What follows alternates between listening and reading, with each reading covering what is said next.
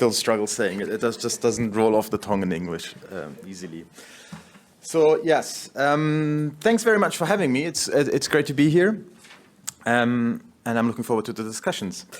So the starting point is obviously the farm to fork strategy, and in which, as you all know, has incredibly ambitious plans for a transition to a sustainable food system. So what we're talking about is really not increasing efficiency a little bit, reducing environmental impacts a little bit, neutral or positive environmental impact, reversing the loss of biodiversity. These are incredibly challenging targets, and the question is, how do we go about addressing these ambitions? And I think we're all clear, and all the speakers so far have said that we need a systemic transformation of the food system. It's not enough just to, save a little bit of food packaging or telling consumers to consume less meat. It's a whole system change of the whole food production and consumption system. And that involves obviously things like technologies and infrastructures and industrial structures probably will have to change significantly. There's a whole lot of policy and regulation that we've talked about, new knowledge that will be required to be built up, but of course also user practices, consumption patterns, values, norms, of course, are really important also in a food system. And so when we talk about the transition in this sense of a systemic change, we've seen this historically, and there's a whole literature that has started to analyze these transitions, and they take a long time, several decades often. And as I said already, it's important to acknowledge that yes, we need some new technologies and there's some technical changes, but also a hell of a lot of non-technical changes are required.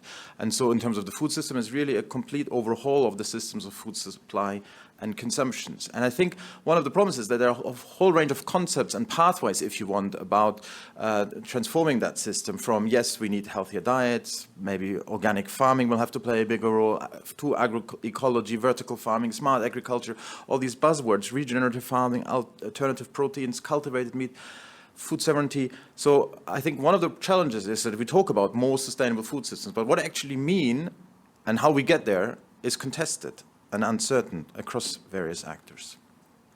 And as I said, I've been part of a community of academics who over the last 20 years have started to study how these systemic transformations have occurred in the past, and also thinking about, okay, so a lot of these were sort of emergent processes in the past.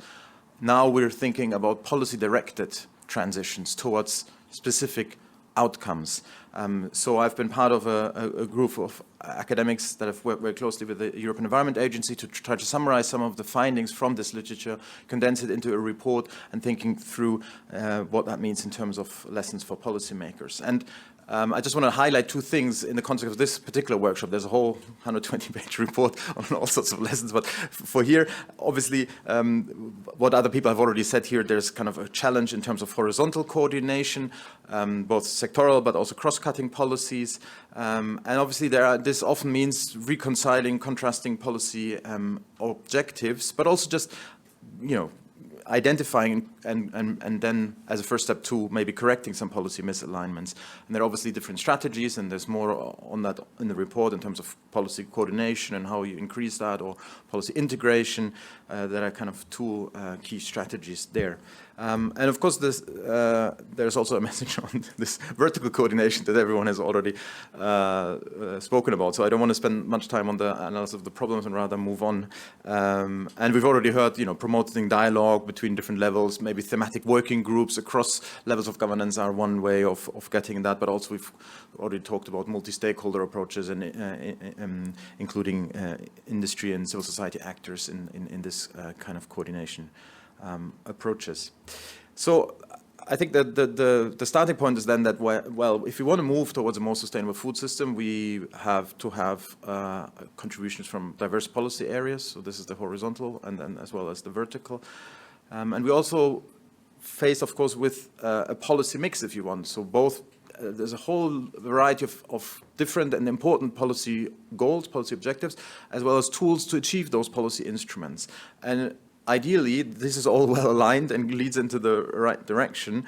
But of course, in practice, as we all know, these policy mixes are always characterized by gaps or also incoherences. And of course, the problem from this way of thinking about this larger multi-decadal change process is that if you have a lot of incoherencies or misalignment, then it's very difficult for actors to perceive. So what's the direction of travel? Where do we need to be?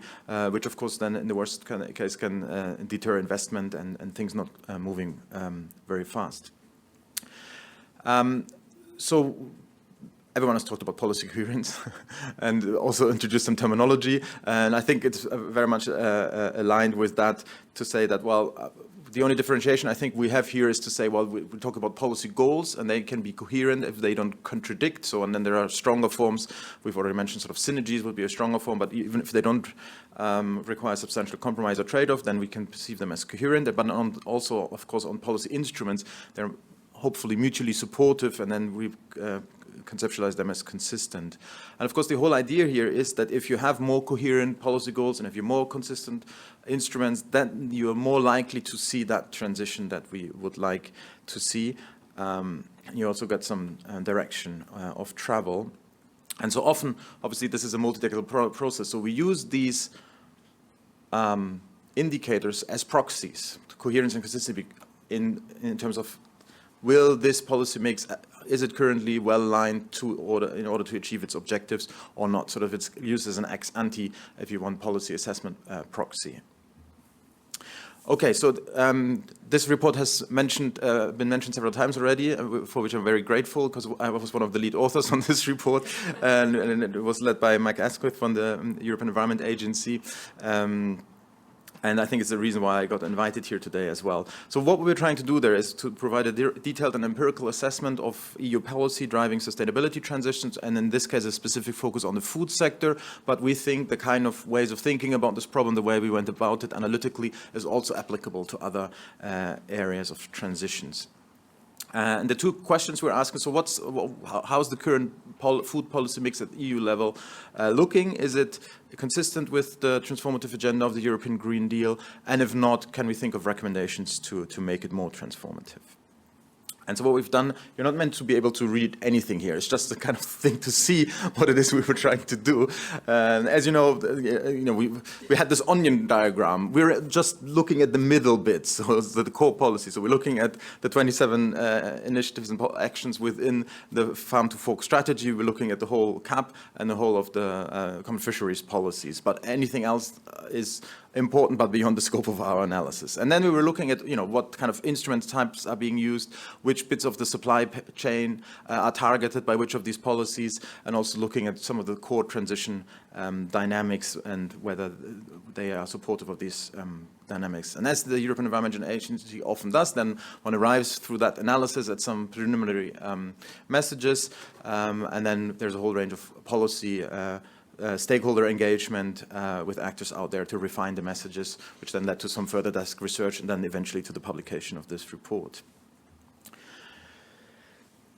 So I think the core finding, and this probably does not come as a surprise to anyone here, that the EU food policy is characterized by some incoherence and some inconsistency. So I think at the bigger level, there is a misalignment of CAP and the farm to fork strategy. In some sense, there are some synergies. Some of the policy objectives, for example, on food security or nutritious food or economic profitability or sustainable resource management.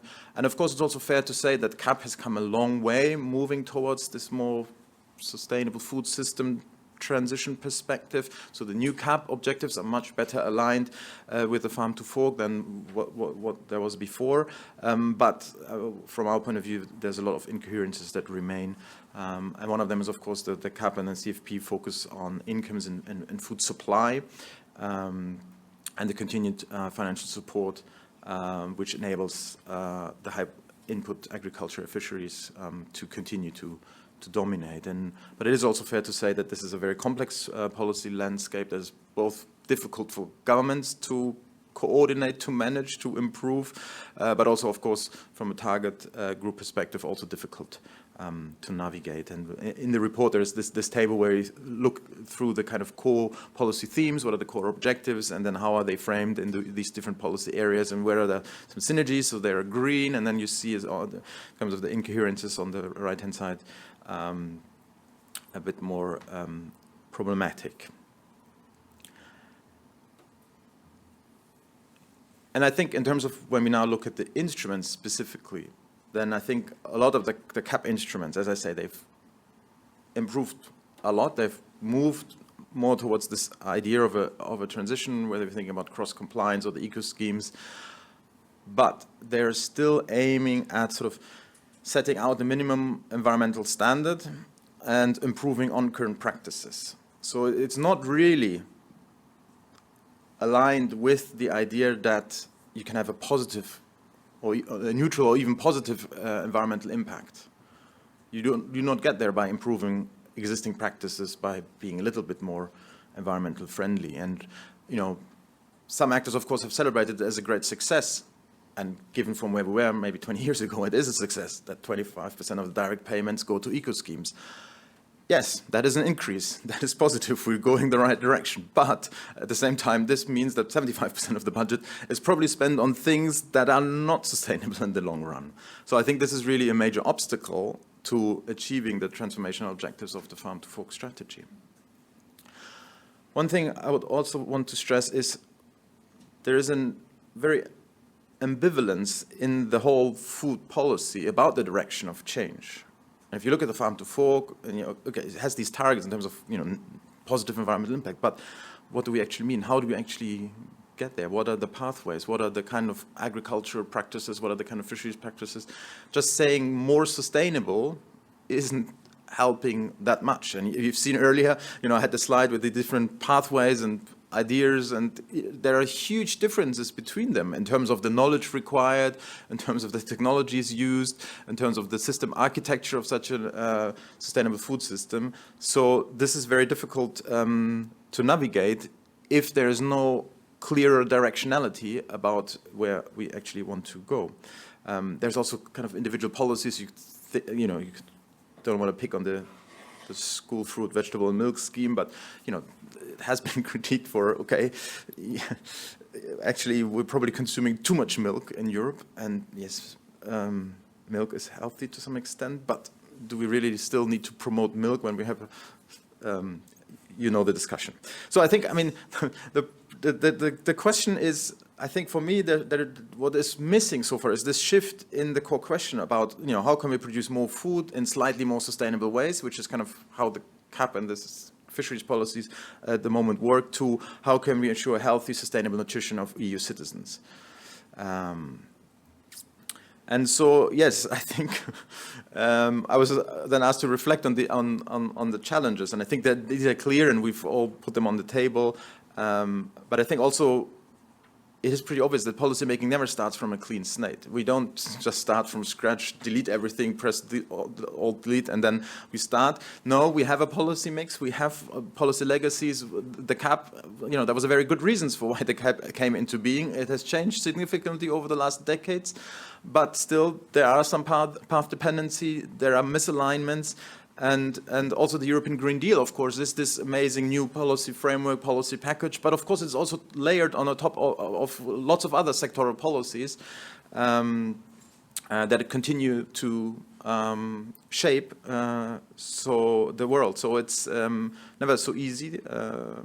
We have many different goals, we have many different instruments, we also have very different stakeholders that have different views, interests. So I think from a policy perspective, you always have this high level of complexity.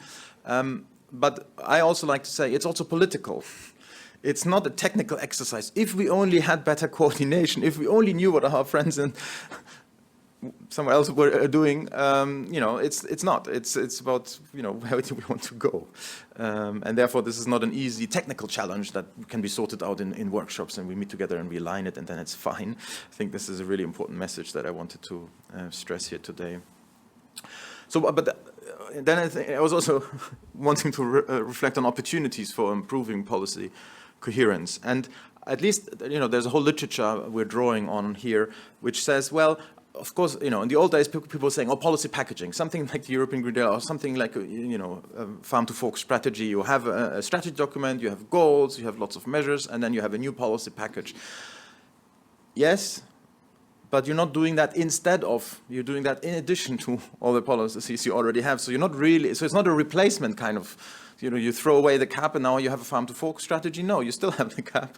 And then you have a thing on top. So this policy packaging approach maybe isn't fit for purpose here. So people have been talking about policy patching as a strategy. Is if you have an operating system on your computer and they release an update every now and then to fix some patches, to deal with new threats, to deal with new challenges, and thinking about the existing policies in that way, that you over time try to correct, identify, and then correct certain flaws, is maybe a more useful and more realistic approach from a policy practice perspective. And our call would be for actively trying to identify and correcting these incoherences and inconsistencies, not to gloss over them, not to say, well, yes, we're all you know, in favor of a sustainable food system. No, let's talk about where things don't align and why, and then see if there can be some patches, would be our recommendation here.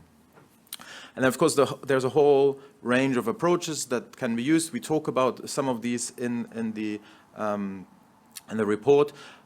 People have several times mentioned this idea of multi-stakeholder alliances and so on, and developing a shared problem understanding, and maybe also a vision across policymakers, science, maybe other stakeholders, that current food practices are really unsustainable, not just from an environmental point of view, also from an economic and social point of view. I mean, there are many things that are wrong, even if you don't buy into the environmental agenda.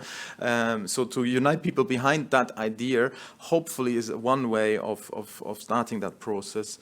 People have already mentioned the legislative framework, which of course was one of the initiatives under the Farm to Fork strategy that has had some initial ideas, a consultation process. Consultation responses have been published.